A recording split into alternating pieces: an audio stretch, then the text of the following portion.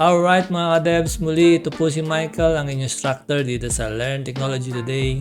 Ngayon naman ay pag-uusapan natin ang isang mahalagang topic. Ito yung 4 na dahilan na pumipigil sa iyo maging developer. So maaaring ngayon nag-iisip ka na gusto mo nang maging developer. Kung ikaw ay career shifter, kung nakatapos ka ng college o hindi, nakikita mo na itong ating mga post and may marami pang mga post sa Facebook, sa internet na nag-iinganyo sa iyo at nagiging interesado kang maging developer. Sapagkat alam naman natin, no, maaaring narinig mo na rin na yung sweldo o yung salary ng mga developer malalaki talaga, no. Nag-i-start yan from 70k to 250k per month kung ikaw ay marunong, ano. So, naisip mo na siguro na ngayon, siguro kung gusto ko na mag-aral ng coding, kaya lang may pumipigil sa iyo. So, ito yung na-experience ng Learn Technology Today dun sa mga estudyante through the years nagtatanong. So, tingnan natin yung 4 na dahilan na yan na commonly pumipigil sa atin maging developer. So, una sa mga dahilan na yan ay baka hindi mo kayanin.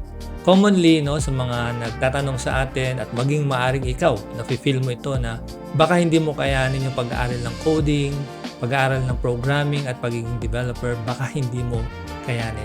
No, nagiging tayo kagad, natatakot kagad tayo na baka pag nasimulan natin, hindi natin matapos, kasi hindi natin kaya, baka puro math, baka ang daming gagawin.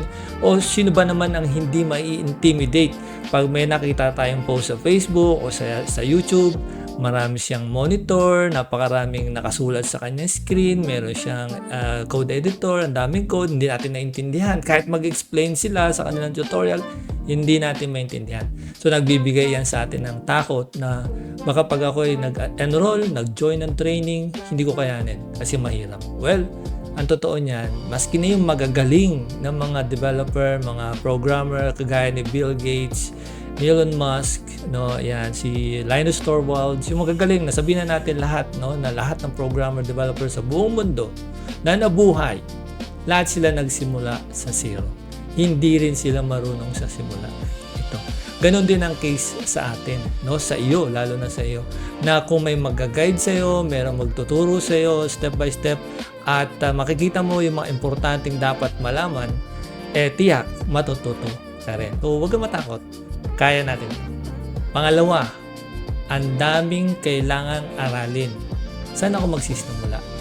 Ito yung usual na tinatanong sa atin ng ating mga nag-enroll, bago mag-enroll, tinatanong nila, saan pwede magsimula? No? At maging kung ikaw ay self-taught, nag-YouTube ka, nag-Udemy, nag-iisip ka at nagre-research ka, saan ka pwedeng magsimula muna para matuto ka sa iyong sarili, no, ng coding and programming at maging developer. Maraming roadmap na makikita rin natin sa internet, maraming recommendation ng mga influencer, pero sa totoo lang, no, sa realidad lang, habang tumatalon-talon tayo ng iba't ibang influencer, nakikinig tayo sa iba't ibang nagtuturo, iba-iba ang roadmap niyan. No? Yan yung katotohanan dyan. But, kailangan nga ba yan sa trabaho? Kasi yan ang goal natin eh. Kaya tayo mag-aaral, hindi tayo para magpakadalubhasa sa coding, programming, hindi. Kundi magkaroon ng work. At yun nga, kailangan malaman mo ang tamang simula at kailangan mo may mag-guide sa'yo. No, yung tamang mag-guide sa'yo para mas mapabilis, no, yung iyong pag-aaral ng coding at eventually sa loob lamang ng ilang months, magiging totoong developer ka. Ikatlo, mayroon bang naghihintay na trabaho pag natapos ko ang training na yan? So, dahil sa dami ng influencer, nagbibigay ng roadmap, no, at yung iba nga, nagtapos pa ng college, IT, ComSci, computer engineering, pero yung katotohanan, nakikita natin, wala rin silang nakikitang trabaho. Hindi rin sila agad natatanggap. Well, ang reason ay hindi doon sa college background. Hindi rin sa dami ng certificate o mga training na inatinan. Ang reason talaga kung bakit ka ma-hire is marunong ka ba talaga. No, hindi na assure ng diploma, hindi nagbibigay ng katotohanan ng certificate kung marunong ka. Malalaman yan sa actual.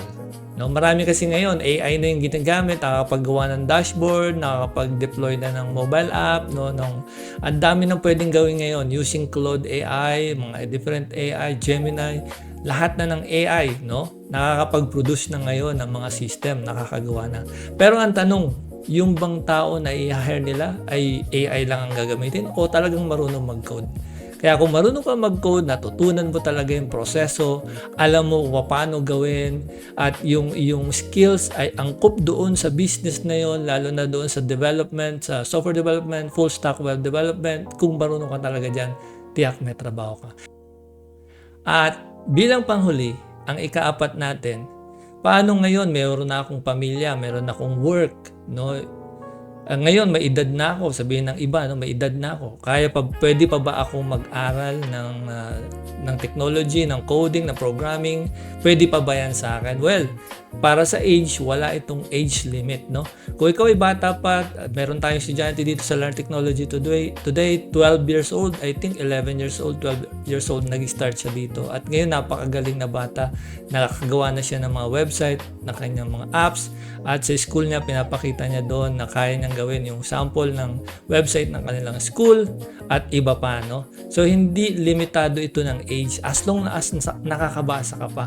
At hindi lang yon, pagdating sa schedule, nasa sayo yung time, no? Kapag mag-aaral ka dito sa Learn Technology today, sa amin, hindi mo kailangan naka-fix ng oras, no? Kalimitan kasi sa iba, merong live, tuturo sa iyo ng live.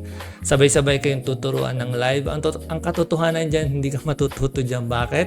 Sapagkat iba-iba tayo ng style of learning, no? At hindi lang yon, minsan natatadtad ng tanong na hindi pa dapat ma-discuss, natatanong na. So, nauubos ang oras. At yun nga, ang mahirap pa doon, kung gusto mong balikan yung turo, hahanap ka ng recording, which is mahirap. Dito sa Learn Technology today, ang ginawa natin ay gumawa tayo ng system online, magla-login ka doon, may free course tayo dyan, tingnan mo yung mga courses natin, and tingnan mo na pwede ka mag-aral, no? Literally sa oras na gusto mo. Mag-login ka lang, tapos tingnan mo yung sunod-sunod na topics, and then aralin mo yung per topic, at kung may tanong ka, may sasagot sa'yo at mag-guide sa'yo. Ang kagandahan dyan, anytime kang mag-aral, no? Meron tayong chat box dyan, meron tayong chat button, meron din tayong discussion area, na kung saan kung may tanong ka, pwede kang mag-chat sa instructor, at anytime, magre-reply sa'yo ang instructor. At doon sa mga discussion natin na button, pwede kayong mag-post ng question doon, and then yung ibang students pwede rin mag-reply. So, nasa system po natin yan, and makakatulong yan ng malaki sa ating pag-aaral. Okay, bilang pagtatapos, tandaan lang natin tong 4 na bagay na to. Una, kaya mo yan. No, simulan mo lang yan, kaya mo yan. No, lalo na, pangalawa, may mag-guide sa'yo. No, at mabilis kang matututo. Pangatlo ay kailangan mo ng training supervisor, training instructor para mas mapabilis ang iyong pagkatuto. Pang-apat, hindi mo kailangan on time or live fixed schedule. Kailangan mo lang ng free na oras, no? Libreng oras mo lang. Mag-aral ka, tiyak magiging developer ka in the future. With that in mind, nandito ang Learn Technology today to help you to speed up your learning process at maging developer ka kagaya ng ating mga estudyante dito ngayon and in the future. Hanggang sa muli, magkita tayo muli sa ating mga training. Bye-bye po.